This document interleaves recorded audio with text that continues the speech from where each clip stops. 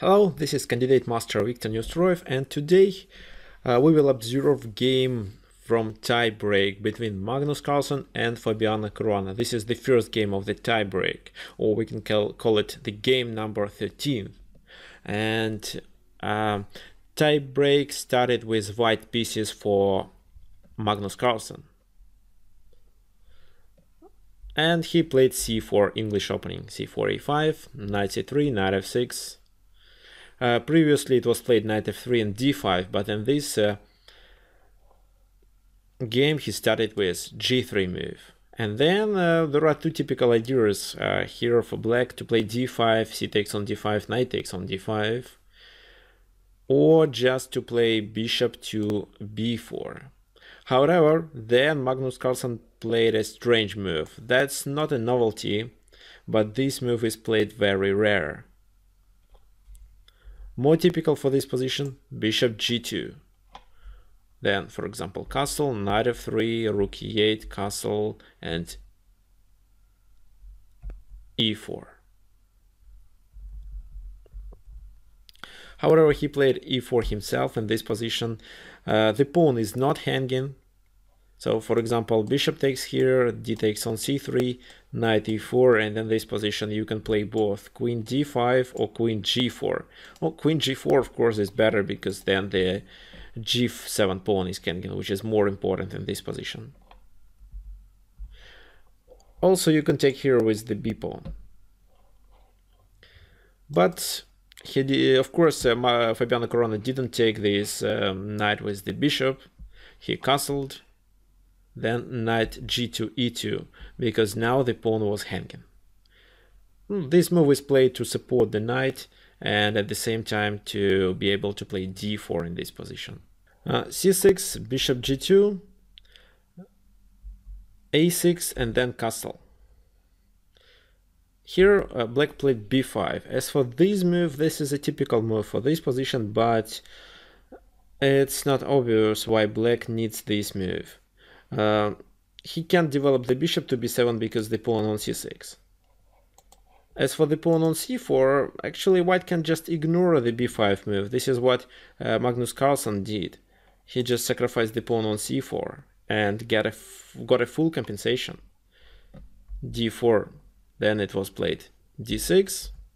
However, another possible move in this position is e takes on d4, then knight takes on d4, here bishop c4, e5 attacking the knight, knight goes to e8.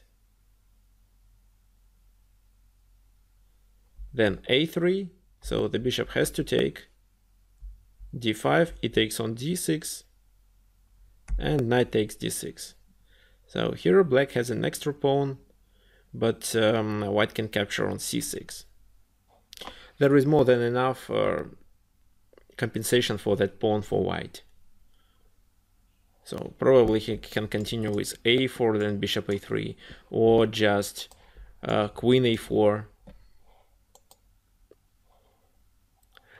If, for example, here instead of knight e8, bishop takes on c3, pawn takes knight d5, then knight f5, and it's okay to sacrifice another pawn. Because if though, then queen g4 starting the attack, and in case of g6, knight goes to h6, then bishop g5, bishop f6. And here black should sacrifice the exchange by playing f6.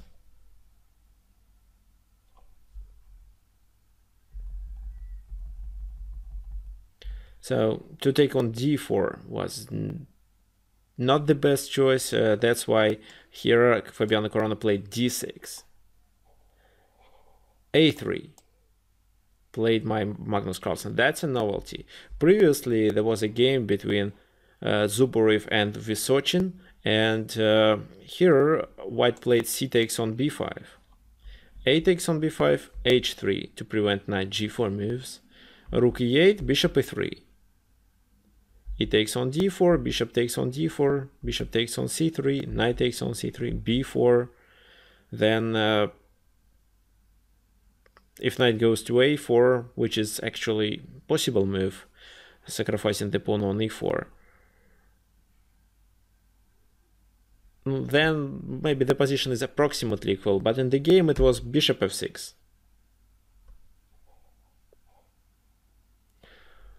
And queen f6. And this position is slightly better for black. However, white can continue with knight b5. If pawn takes, then e5. So there, but he can play just rook d8 in this position. Okay, so I believe Magnus Carlsen knew about that game, and he considered a3 to be stronger. Bishop takes on c3. Knight takes, pawn takes on c4. So black has an extra pawn, but white gets enough compensation. D takes e5, then they knight a4. So if bishop a3, then we can occupy the b6 square. White traded the queens. This endgame is slightly better for white. So if now knight b6, then rook goes to a7. That's why here bishop e3 first, to be able to play knight to b6, or bishop b6 maybe. Knight d7 with the idea to play knight g4, so here we should play f3. White has enough compensation for that pawn. Rook a b8, rook c1. Rook b3, rook e1. So everything is protected for white. And then black played knight e8. That's a possible move just to find a better location for the knight. Bishop f1, knight d6. And in this position, Magnus Carlsen played a rook c to d1, attacking this knight and also pinning the other knight. And this is where Fabiano Caruana made a mistake. So the knight on d6 is hanging. What are possible moves in this position? Knight c8, knight b7, knight b5, or knight e8. Oh, of course, knight e8 is not a good option because the knight was already there. Knight c8 looks like a passive move. If knight b7, this is the strongest move, but white is slightly better in this position. However, here Fabiano Caruana made a mistake. He played knight to b5, and probably he just miscalculated. After this move, white played knight c5, double attack. Rook has to move because the knight on d7 is pinned, so rook takes on b2, and then first we take on e6. We take on e6, f takes on e6, and then the knight is pinned, and we can attack the rook from g5 or b6, forcing the rook to move. After that we take the knight. So of course g6 is g5 is better because after bishop b6 rook b8 can be played. If we do it right now, for example bishop g5 now, then black can get a counterplay by playing knight d4. The idea of this move is to take on f3 and to checkmate the king. But why not to take this knight with the rook and then take the rook on d8? Here, black is still winning. He has enough compensation for a piece. His pawns are very strong, and he gonna play knight a5 with the same idea. Bishop g2 and then c3. Then d3 on knight d3 and advancing the c pawn. So black is winning here. That's why in this position, after we took the bishop on e6, first we need to play bishop c4 with the idea to capture on e6 and win the knight. King f7.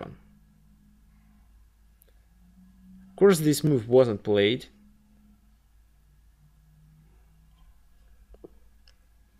It was knight d4 played in this position. Because if king f7, then just bishop takes on b5, pawn takes on b5, and bishop to g5. So king e8 is the best move, but then black loses the exchange. That's why in this position, Fabiano Caruana decided to play without a pawn. So he played knight d4 and sacrificed the pawn. Bishop d4, pawn takes, bishop e6 check, king f8, rook d4, king e7, and then he traded all the material and passed the endgame. where he gets an extra pawn. What is important for this position is that white can create two connected passed pawn on one of the sides. But the problem is that the king is cut off on the first rank.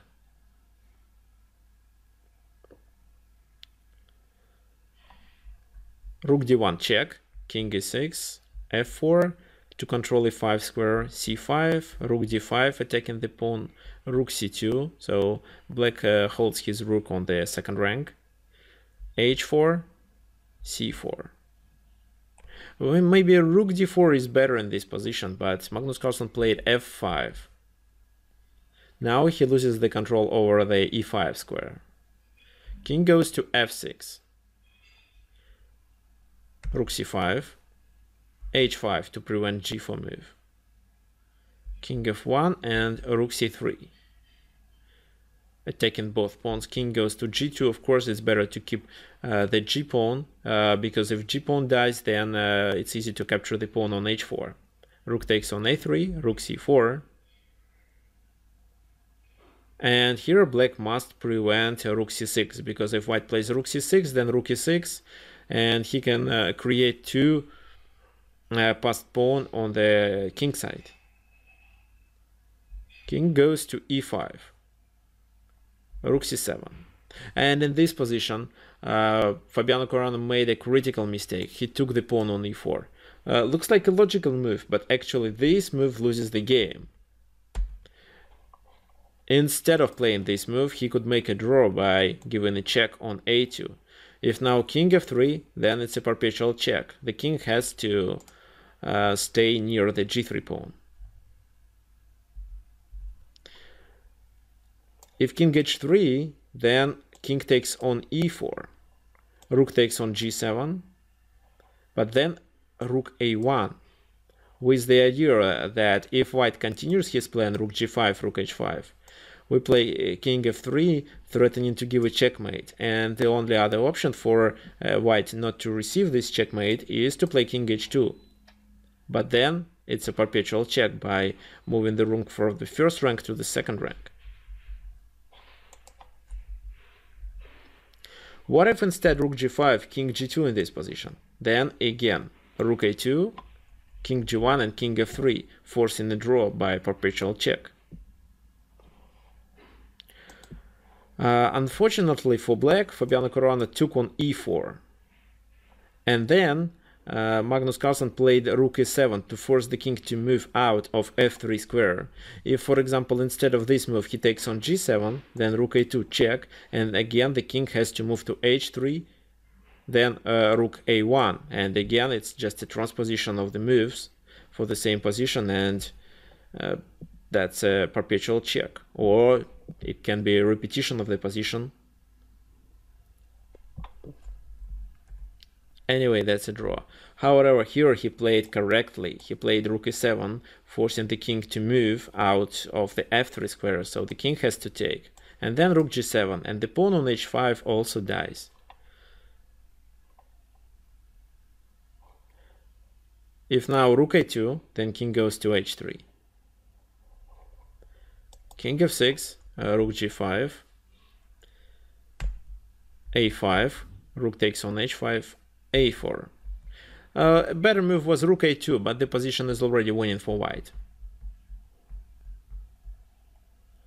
King f3, a3 with the pawn, rook a6 check, because if king goes to f5, then g4, and king goes to e5. King g7, king g2. Here rook a2, another mistake.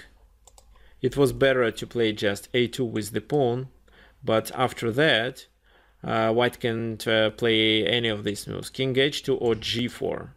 g4, king h7, then h5, king g7, king h2, king h7, g5, now and so on. Just h6, king h7, rook a7 check, king goes to the back rank, and then g6, threatening to play h7, rook a8, and h8 equals queen. The rook is trapped here. If it moves, then he loses one of the pawns. I mean, if this rook moves, he loses the pawn on a2. However, instead of a2, rook a2 was played, and that's absolutely winning position. He goes to h3, rook a1, and now after a2, Black wants to give a check from behind and then promote his pawn to a queen. That's why king g5, and there are no more checks, and of course white wins. So he took the pawn.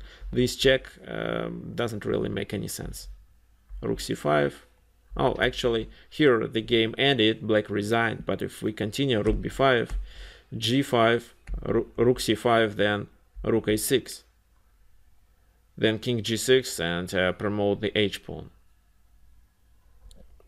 White is winning. Okay, so let's go back and I will just repeat what were the mistakes that Black made in this position. So here knight b5 was a mistake, then White applied a forced combination where he won a pawn, but later Black had chances to make a draw. If instead of taking the pawn on e4 he plays rook a2, it would lead to a draw. Okay, thank you for your attention. The score is 1-0 for Magnus Carlsen.